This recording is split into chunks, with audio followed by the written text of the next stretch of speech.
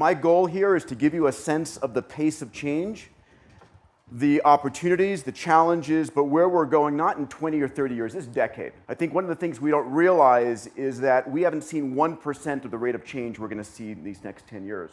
And the opportunity for that is extraordinary, because it used to be that 1,000 years ago, the only people who could change a nation or region of the world were the kings and the queens. 100 years ago, it was the industrialists, the robber barons. Today, it's anyone. Anyone passionate enough is given access to these exponential and accelerating technologies, can take on the world's grand challenges, and I believe solve them. I'm executive chairman, co-founder of a university called Singularity University. It's seen here. We're backed by Google, by 3D Systems, by Deloitte, by Genentech, by Cisco. Our mission as a university is to give the top graduate students and executives from around the world an understanding of what's in the lab today and coming to market in the next 2, 5, 10 years on these converging exponential technologies. Because these technologies are those that are the levers, if you would, to impact 1 billion people. And we talk about the fact that today an entrepreneur, and we cultivate about 15 startups a year out of SU, an entrepreneur can actually start a company that impacts 1 billion people in a decade. You'd have to have been Muhtar Kent at Coca-Cola or Jeff Immelt at GE or someone of that magnitude to actually impact 1 billion people before today an individual can do this. And we teach, you want to become a billionaire, help 1 billion people. The world's biggest problems are the world's biggest business opportunities. We talk about exponential technologies. It's our mantra. And I want to begin by saying that we are all local and linear thinkers. We evolved on a world in which the world around us was local and linear. Nothing affected you that was not within a day's walk. And the life of your great-grandparents, your parents, you, your kids, 100,000 or 1 million years ago was the same. Nothing changed generation to generation. But today, things are changing year to year. We're living in a world that's global and exponential. The question is, what does exponential feel like, right? If I say to you, I want you to take 30 linear steps, 1, 2, 3, 4, 5, all of us are great linear projectors. I'm saying, I'm there in 5 linear steps, there in 10, 30 linear steps, I'm across the hall, 30 meters away. But if I say to you, where are you going to be in 30 exponential steps?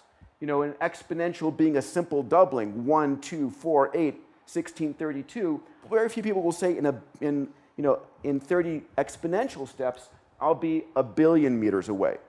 Put differently, I will have gone around the planet 26 times. And that difference between us thinking linearly while the world that you're creating, that you're using, the technologies, are growing exponentially is really the story here. You see this red line here, it's all of us. It's our politicians, it's our shareholders, it's our customers.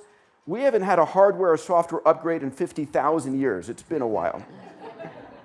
The yellow line is the technology you're using and creating. It's networks and sensors, AI, robotics, 3D printing, all of these areas. And the difference between these two is interesting, right? Because if you're the CEO of a Fortune 500 company and some kid in the garage comes up with this disruptive new service or business model, it's disruptive stress. If you're the kid in the garage, it's disruptive opportunity. We grew up with Kodak being one of the mainstay brands of the world. And in 1996, at the top of their game, Kodak is a $140,000, $28 billion company that 20 years earlier had invented the digital camera. A guy I'll introduce you to in a moment had come up with it in the lab. And you can imagine when he brings it to his board of directors and goes, here it is, the digital camera, right? It takes 0.01 megapixel images. They say, what are you kidding? That's a toy for kids. We're Kodak. We make beautiful, high-resolution images. Besides, we're in the paper and chemicals business. And of course, in 2012, Kodak declares bankruptcy, effectively disrupted by the very technology that they had invented, but didn't understand what exponential growth would look like. But what's interesting is in the same year of 2012, another company, also in the digital imagery business, a company called Instagram gets acquired by Facebook, but they've got 13 employees and get $1 billion valuation. The difference between a, if you would, exponential company and a linear one is this kind of disruption. I've given it a new name. I call it the new Kodak moment. We're going to see this over and over again. Projecting forward, a continuation of Moore's law, in 2010, 5 years ago, if you remember back then, the average computer was calculating at 100 billion calculations per second, which is more computational power than we had in the entire US space program in the 60s and 70s. In 2023, 8 years from now the average $1,000 computer you go down to the store and purchase is calculating at 10 to the 16th cycles per second, which is just a number, unless you speak to a neurophysiologist who tells you that's the rate at which your visual and auditory cortex does pattern recognition. So what happens when $1,000 buys you the computational power of a human brain? And of course, it doesn't stop there, because 25 years later, now $1,000 buys you the computational power of a human race. This is going to be transforming almost every industry. I want to share, if you would, the kinds of technologies we teach at Singularity University, that we study, that our students start companies on, that are converging and changing the world. And they are, robotics and AI and 3D printing and networks and sensors. And these technologies, what's most important about them is that they're democratized technologies. They're accessible almost to everybody.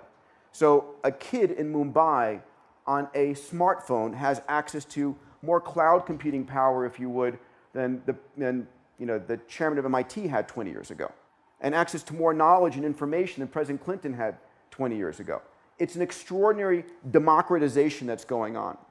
One of the most powerful technologies coming online, let me speak about some of these, is artificial intelligence. And AI is the ability of a computer to understand the language nuance, to be able to understand the cynicism, the humor, the confusion you have, and give you an answer. We may know it as Siri on our iPhone as the earliest days. I like to think of Jarvis from Iron Man as my preferred version of AI. What happened 2 years ago was Michael Rodin, who is the head of the Watson program at IBM.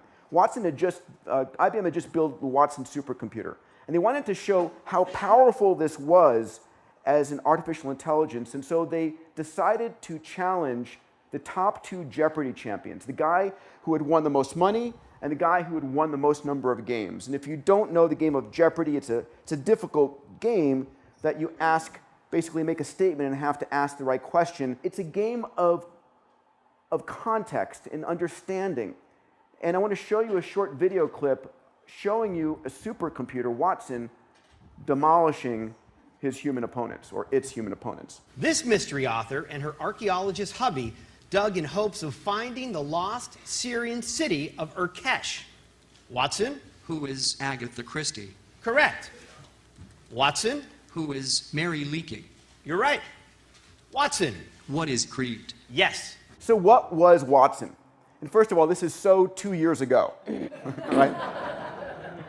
Watson was a room-sized computer of, the size of this stage, if you would, some 3,000 Power 7 core processors, able to process 1 million books per minute, able to literally download Wikipedia. It was not hooked up to the internet. It had downloaded Wikipedia in a number of databases and was able to pull relevant pieces of information far more than our memories can withhold. But what's interesting is where IBM has taken this. So since then, over the last 2 years, IBM has ported Watson to the cloud, and it's put an open API, basically an interface for entrepreneurs to create services on top of Watson. So where is Watson going first? To medical school. They've downloaded into it all the relevant journals, all the relevant information, and Watson is able today to diagnose cancer better than any physician can. Because medicine is far more than anything you can hold in your mind with all of the lab tests that we run. There's no way that a human can withhold in their minds that level of information. But here's the notion. Today, as we go towards this future, anyone with a cell phone can call Watson and ask a question. This is the democratization not of information, like Google may be, but the democratization of knowledge, of answering questions. And we're going to see a number of companies, every major IT company, heading in this direction. So what's next?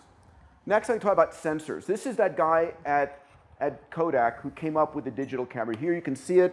You can imagine walking into the boardroom of Kodak and saying the future of Kodak and the reaction. And so 0.01 megapixels, 10,000 bucks, 4 pounds. Today, here's today's digital camera, right? 10 megapixels, a couple of bucks. This is 1 billion times better.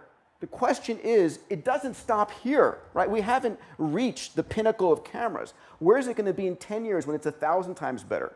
20 years when it's 1,000,000 times better? 30 years when it's 1,000,000,000 times better? Will it be high-definition cameras woven into your clothing and micro-drones in the air? I want to give you a sense that sensor technology is exploding, right? My friends at Cisco talk about the Internet of Everything, that we're heading towards with 12 billion connected devices today, 50 billion by 2020, and those connected devices, each with a dozen sensors, we're heading towards a trillion sensor economy, where effectively in the near term, you're going to be able to know anything you want, anytime you want, anywhere you want. This is the first inertial measurement unit. This is what got us to orbit, got us to the moon. Tens of millions of dollars, tens of pounds, able to measure velocity accelerations.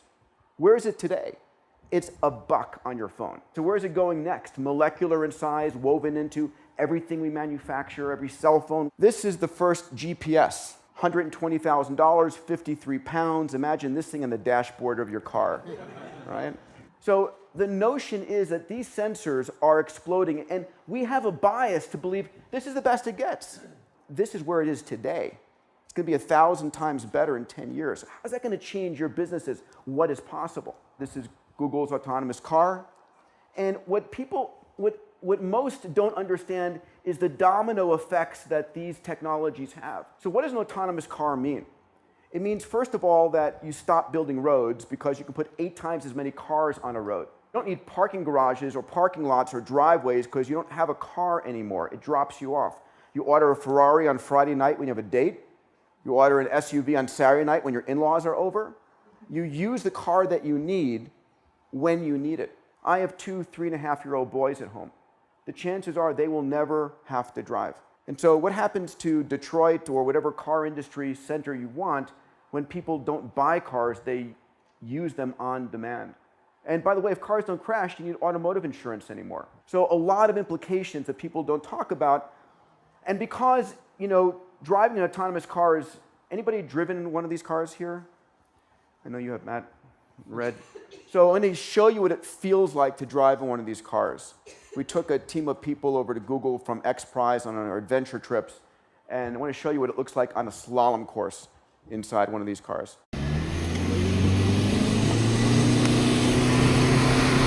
Oh my God.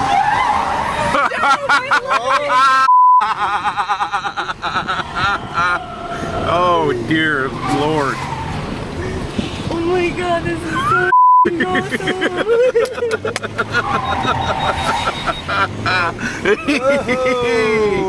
Oh my God.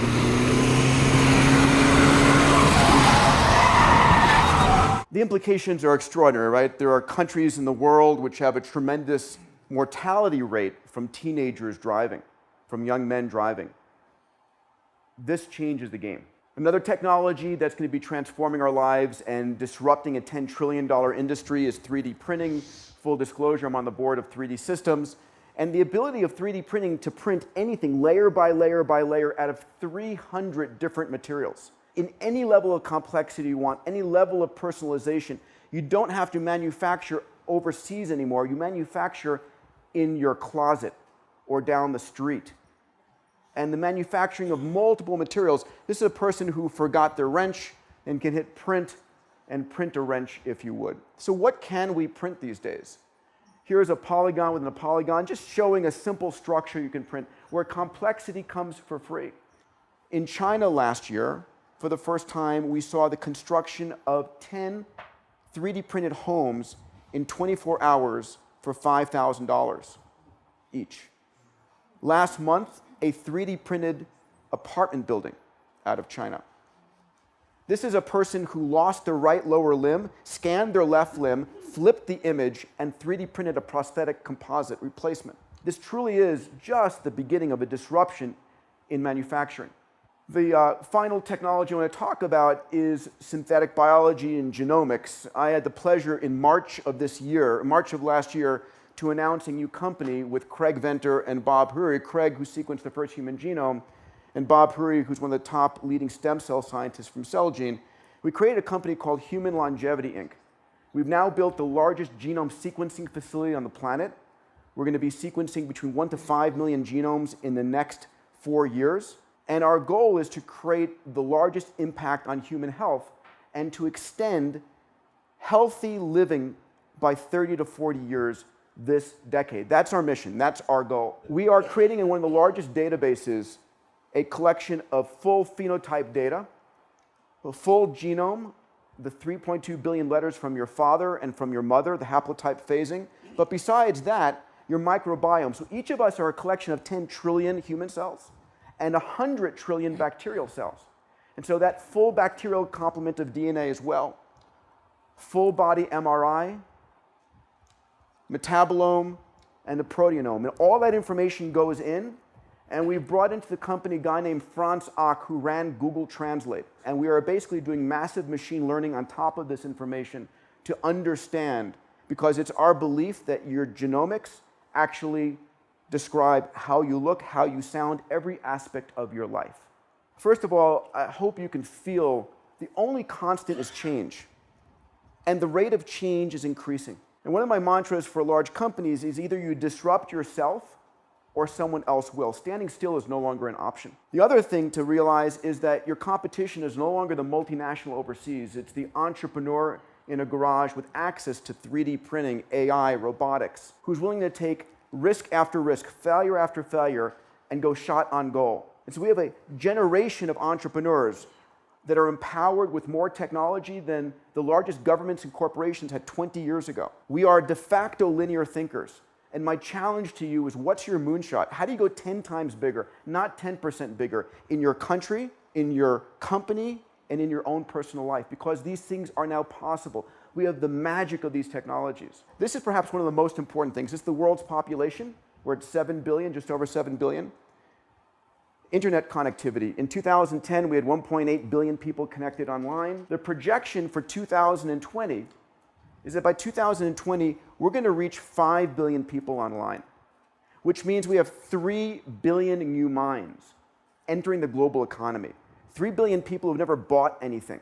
3 billion people who have never, have never uploaded or downloaded or used the internet. But what's interesting, in fact, in the last month is the following. So there are now a number of ventures looking to connect not 5 billion, but all 7 billion humans on this planet with a megabit connection. So Mark Zuckerberg's been talking about and buying drone companies and looking at spacecraft. Google has had their project Loon, which is to connect using balloons and using, again, drones.